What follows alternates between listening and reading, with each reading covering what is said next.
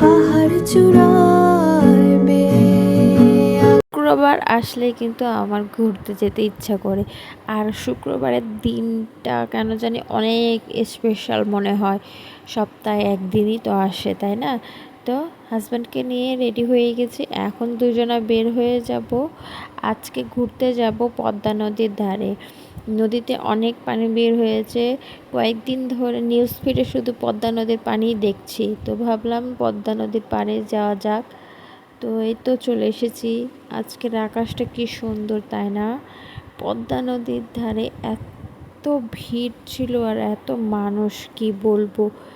প্রথমেই ঢুকতে এই ভাইয়ার এই মিররগুলো এত সুন্দর লাগলো। এরপরে যা দেখছি শুধু মানুষের মাথা আর মাথা, এত পরিমাণে ভিড় ছিল।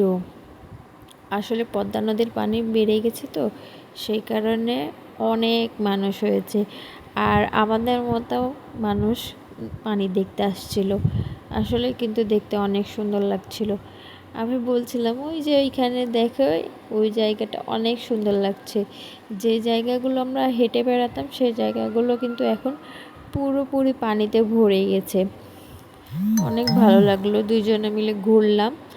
আর আজকে আমার হাজব্যান্ড বলছে, চলো কত হাঁটতে পারো, আজকে হেঁটে হেঁটে অনেক দূর যাব। তো দুইজনে হেঁটে হেঁটে অনেক ঘোরাঘুরি করলাম। আর আজকে হাঁটতে হাঁটতে আমার পায়ে ফোসা পড়ে গেছে, এই হিলটা পড়েছে, পায়ে ফোসা পড়ে গেছে। এরপরে ভাবলাম চলো একটা রেস্টুরেন্টে যাওয়া যাক, কিন্তু শুক্রবার প্রতিটা রেস্টুরেন্ট এত এত এত ভিড় ছিল যে পরে মনে হচ্ছিলো বাসায় চলে আসি। তো হাজব্যান্ড বলল সামনে একটা আছে, ওইখানে চলো, এইখানে গিয়ে কিছু খাওয়া দাওয়া করে এইতে এখন আমরা বাসায় চলে যাচ্ছি। আজকের দিনটা ঘুরতে অনেক ভালো লাগলো। আর আজকের ভিডিওটা এ পর্যন্তই। কেমন হয়েছে অবশ্যই কিন্তু জানাবে।